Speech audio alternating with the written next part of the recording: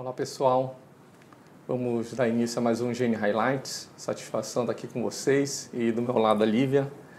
A Lívia Moraes é minha colega e de muitas discussões sobre AVC, né? Acho que não teria outro tempo para a gente conversar aqui, né, Lívia? Verdade. Obrigada, Pacheco, obrigada à sociedade pelo convite, é um prazer contribuir com essa iniciativa tão bacana aí de vocês. E vamos falar de stroke, né? É só o que a gente faz. E, Lívia, a gente já fez alguns vídeos, falou dos trials, desde lá os mais antigos até um pouco mais recente, mas tem um grupo de pacientes que não foram incluídos logo no início desses trials, né? Os pacientes com wake-up stroke. Acho que seria um bom tempo a gente conversar aqui. E como é que se definiria esse wake-up stroke, para explicar para a gente, né? Qual a importância dele?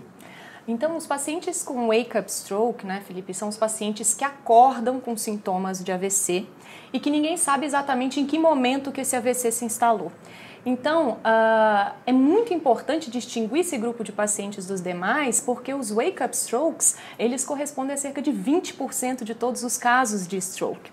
E por conta de você não saber exatamente em que momento que esse paciente sofreu exatamente o AVC, esses pacientes vinham sendo excluídos de todos os trials, somente por você não saber o momento exato do início dos sintomas.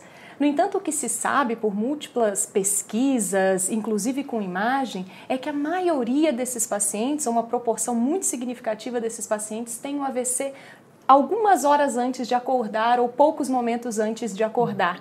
E isso fazia com que eles fossem excluídos de toda e qualquer terapêutica, sendo que a grande maioria desses pacientes tem chance sim de se beneficiar pelas terapias. Isso é interessante que antes a gente achava que o paciente tinha um AVC e demorava para acordar e por isso que eles não eram incluídos, que tinham muito tempo, né? E os novos estudos vem mostrando que não, que eles acordam por causa do AVC. Muitas vezes por conta do AVC. Mas mesmo assim eles não tinham sido incluídos nesses trials. Não, porque o tempo... Como é que está agora?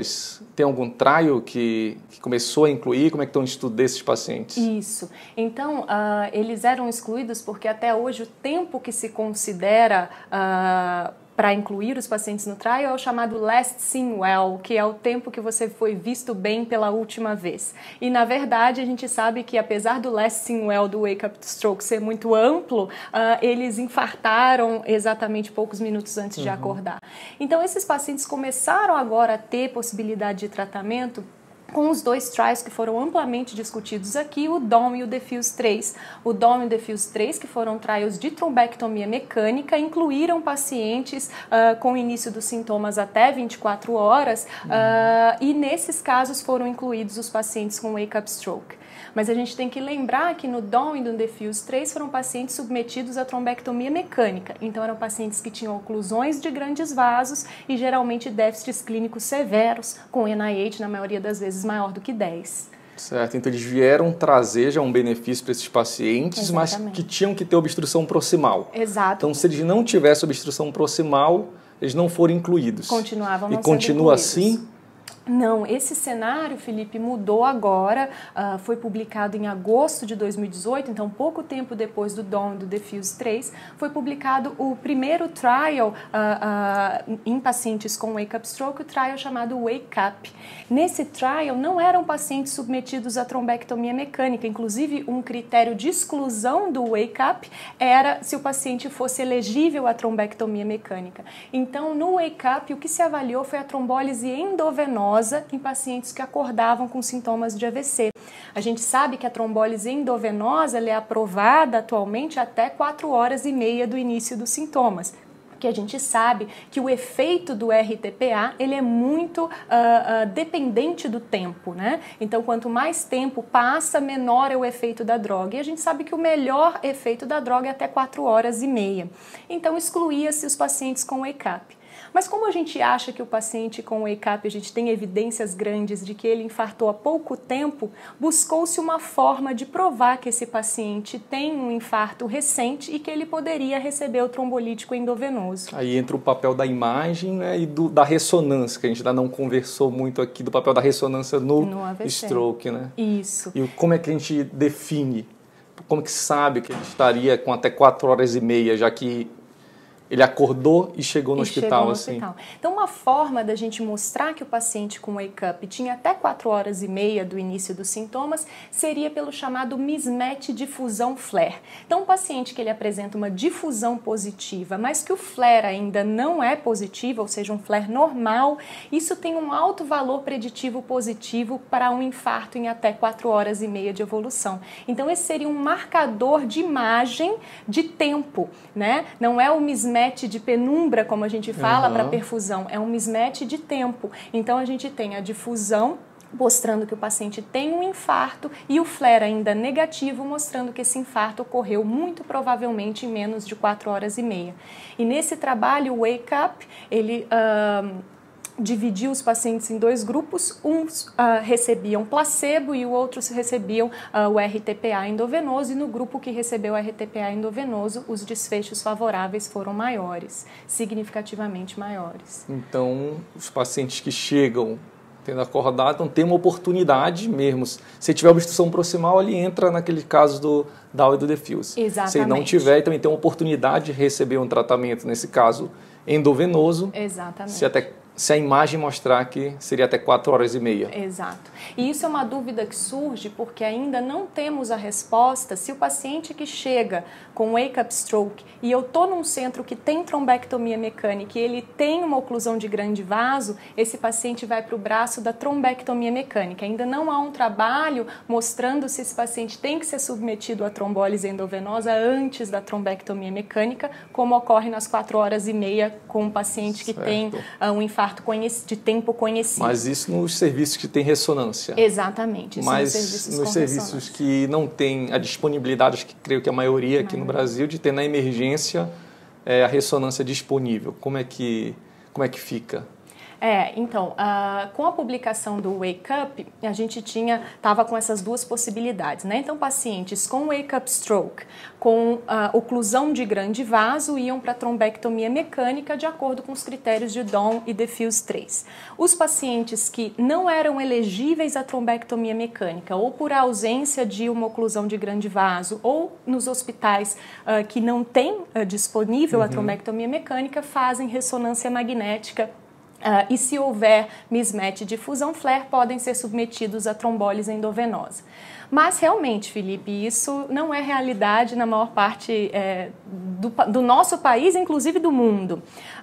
Mas existe agora um trabalho que já foi apresentado no ISC desse ano, de 2019, na International Stroke Conference, que se chama Extend. É um trabalho que foi desenvolvido em grande parte na Austrália, em alguns locais em Taiwan e na Nova Zelândia, e o Extend está fazendo a inclusão de pacientes com wake-up stroke. Na verdade, o Extend está avaliando pacientes com 4 horas e meia até 9 horas do início dos sintomas, incluindo o wake-up stroke. E 65% dos pacientes de todo o Extend são pacientes com wake-up stroke. E no Extend, o que eles estão fazendo é a seleção dos pacientes baseados na perfusão por tomografia. Então, o paciente que tiver o padrão de mismatch na perfusão por tomo, e aí não mais é uma questão de tempo, mas uma questão de presença de tecido potencialmente viável, né, de penumbra, esses pacientes estão sendo selecionados para trombólise endovenosa versus placebo. E o Extend, ele foi terminado precocemente devido aos resultados do Wake Up. Se eu não me engano, eles conseguiram enrolar coisa de 225 pacientes e mostrou sim que a seleção baseada na perfusão por tomo, nesses pacientes com wake-up, os pacientes que receberam alteplase foram significativamente melhores do que os pacientes que receberam placebo. Então existe agora, ainda não foi publicado, ainda não está nos guidelines, mas existe agora essa evidência forte por um trial randomizado que vai ser publicado recentemente, já saiu os resultados, de seleção dos pacientes por perfusão por tomo, os pacientes com wake-up para trombólise endovenosa. Então acho que é importante não confundir aqui, né, que é a mesma palavra, mismatch, né? Mas um é na perfusão, que significa tempo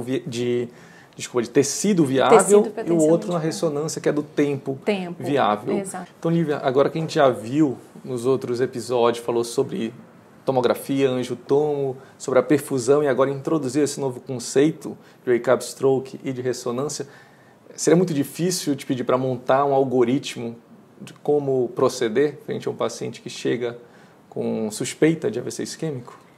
Fácil não é, né, Felipe, porque isso não está nem bem definido ainda na literatura. Mas a gente vê alguns centros, por exemplo, centros europeus, em que pacientes fazem ressonância magnética direto.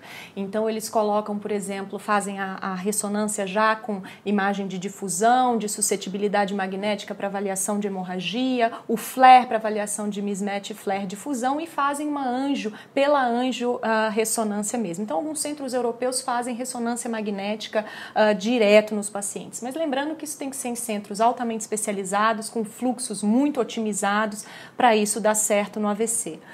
No nosso caso, aqui no Brasil, nós temos algumas outras possibilidades.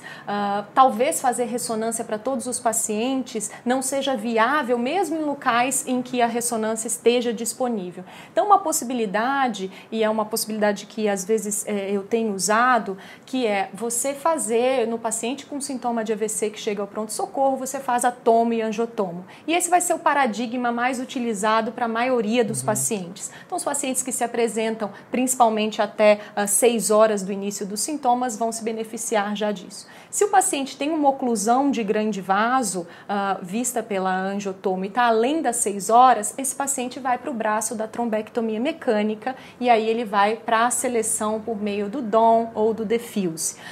Se esse paciente não tem uma oclusão de grande vaso ou se no seu hospital você não tem disponível a trombectomia mecânica, aí você pode levar o paciente para a ressonância magnética, se você tiver, e fazer as sequências de difusão e FLAIR para ver o mismatch FLAIR difusão e aí sim provar que o paciente tem menos de 4 horas e meia no caso dos wake-ups.